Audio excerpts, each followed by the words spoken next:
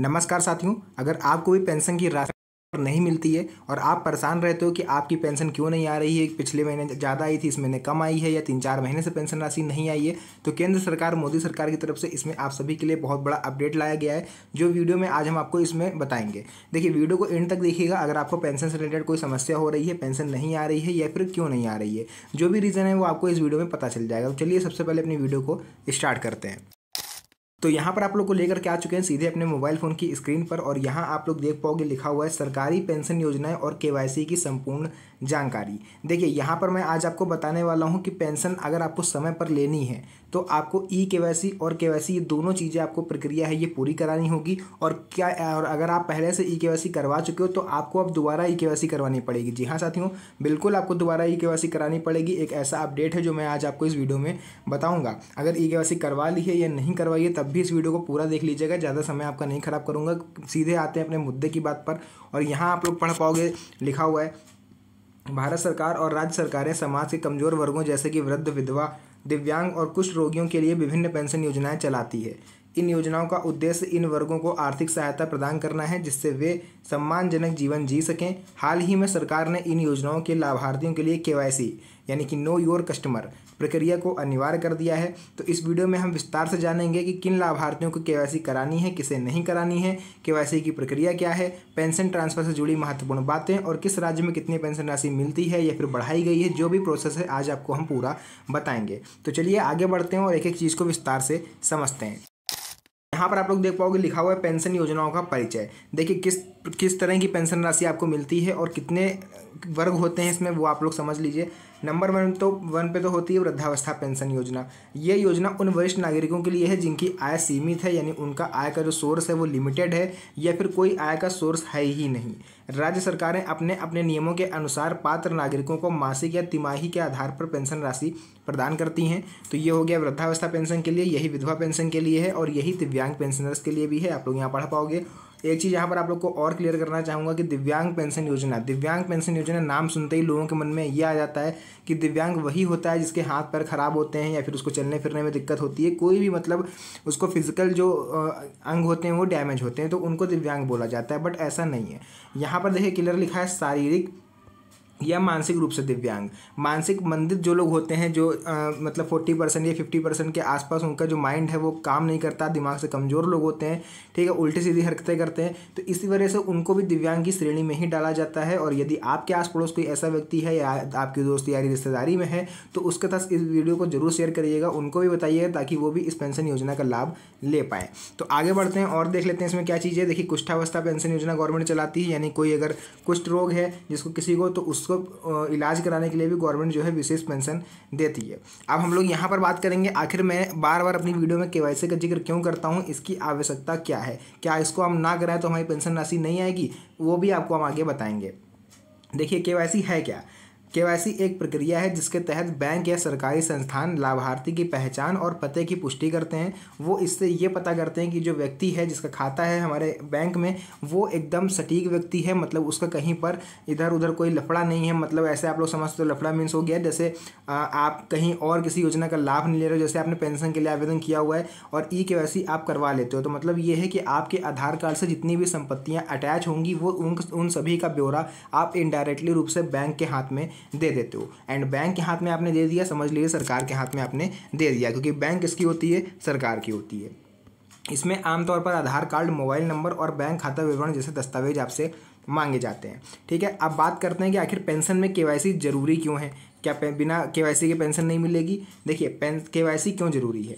Pension की पारदर्शिता यानी लाभार्थी की सही पहचान सुनिश्चित करना, फर्जीवाड़े की रोकथाम यानी गलत या डुप्लीकेट लाभार्थियों को हटाना, सीधा लाभ, पेंशन सीधे सही लाभार्थी के खाते में ट्रांसफ़र हो सके।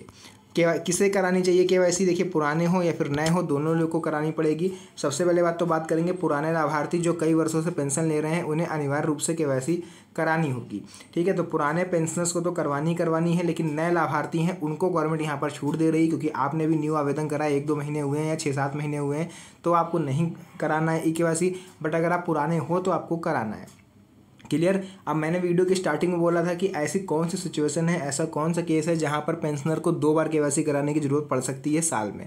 तो देखिए, मान लेते हैं अभी आप रिसेंटली केवाईसी करवा के उठे हो एंड आपने अपने आधार में कोई चेंजमेंट करवा दिया, फोटो चेंज करवा दी, सिग्नेचर चेंज कर दिया, वो मोबाइल नंबर चेंज कर दिया, पता चेंज कर दिया, मतलब कुछ भी आपने एक्टिविटी अगर अपने आधार कार्ड में की हुई है तो फिर आपको फिर से ई केवाईसी कराना पड़ेगा, क्योंकि इससे पहले जो आपने ई केवाईसी करवाया था वो आपने पुराने आधार पर करवाया था। अगर आप नए आधार कार्ड के थ्रू केवाईसी करवाओगे तो आपकी नई और अपडेटेड जानकारी बैंक को मिलेगी।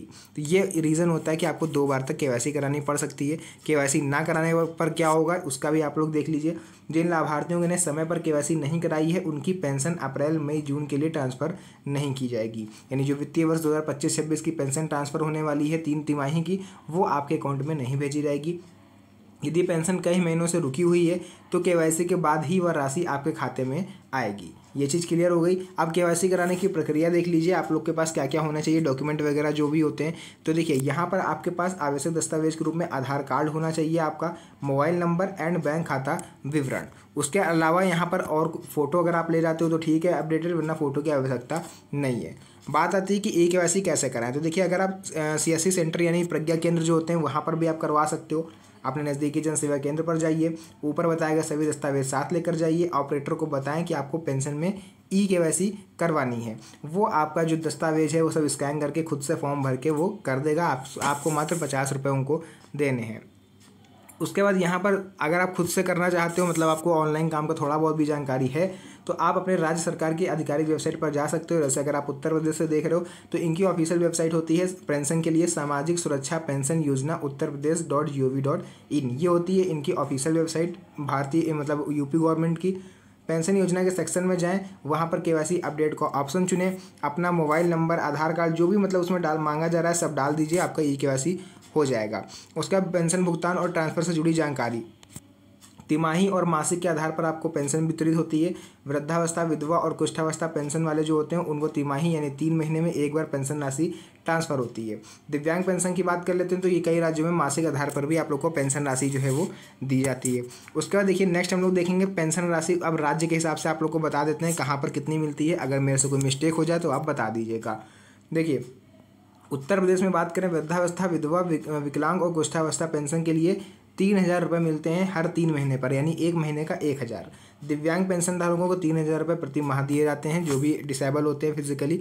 एंड उसके बाद यहाँ पर दिल्ली में 2,500 रुपये मिलते हैं, फिलहाल 2,250 रुपये आ रहे हैं, क्योंकि 250 रुपये की जब से आपकी रेखा गुप्ता सीएम बनी है इन्होंने कम करे हैं।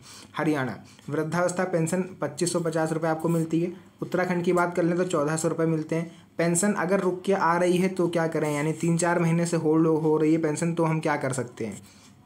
केवाईसी ना होने के कारण कई बार पेंशन रुकी रह जाती है। समय रहते केवाईसी करा ले तो रुकी हुई सभी पेंशन एक साथ आपके अकाउंट में आ जाएगी। यानी अगर अक्टूबर से आपकी पेंशन रुकी हुई है, 6-7-8 महीने हो गए हैं, तो 6-7-8 हज़ार रुपये इकट्ठा आपके अकाउंट में आएंगे जैसे ही आप केवाईसी करा दोगे। तो राज्यवार पेंशन योजनाओं की स्कीम मैंने आपको बता दिया। यहाँ पर उत्तर प्रदेश का पोर्टल है, बड़ी संख्या में लाभार्थी हैं, सबसे ज़्यादा लाभार्थी पेंशन के उत्तर प्रदेश में हैं, क्योंकि जनसंख्या के हिसाब से उत्तर प्रदेश भारत का सबसे पहला राज्य है जहाँ पर सबसे ज़्यादा जनसंख्या है। ठीक है, बाकी ये सब पोर्टल वगैरह मैंने आपको बता दिया। तो जो भी चीज़ें थी देखिए मैंने पूरा क्लियर कर दिया है। अगर आपके मन में अभी भी कोई डाउट हो पेंशन को लेकर के या फिर कोई क्वेश्चन ऐसा जो आप पूछना चाहते हो, कहीं आपको उसका जवाब नहीं मिला, तो आप कमेंट सेक्शन में अपने क्वेश्चन को ड्रॉप कर दीजिए, मैं उसका समय मिलने पर आपको रिप्लाई दे दूंगा। तो फिलहाल जो भी जानकारी थी मैंने पूरी क्लियर कर दी है। अगर अभी भी आपको लगता है कि थोड़ी बहुत भी वीडियो अगर आपको इन्फॉर्मेटिव लगी हो तो वीडियो को लाइक जरूर करिएगा, और चैनल पर पहली बार आए तो चैनल को भी सब्सक्राइब कर लीजिएगा, क्योंकि ऐसी वीडियोज़ मैं आपके लिए बनाता रहता हूँ। तो मिलते हैं आप सभी से नेक्स्ट वीडियो में एक और अच्छी इंटरेस्टिंग मज़ेदार वीडियो के साथ। तब तक के लिए धन्यवाद। जय हिंद।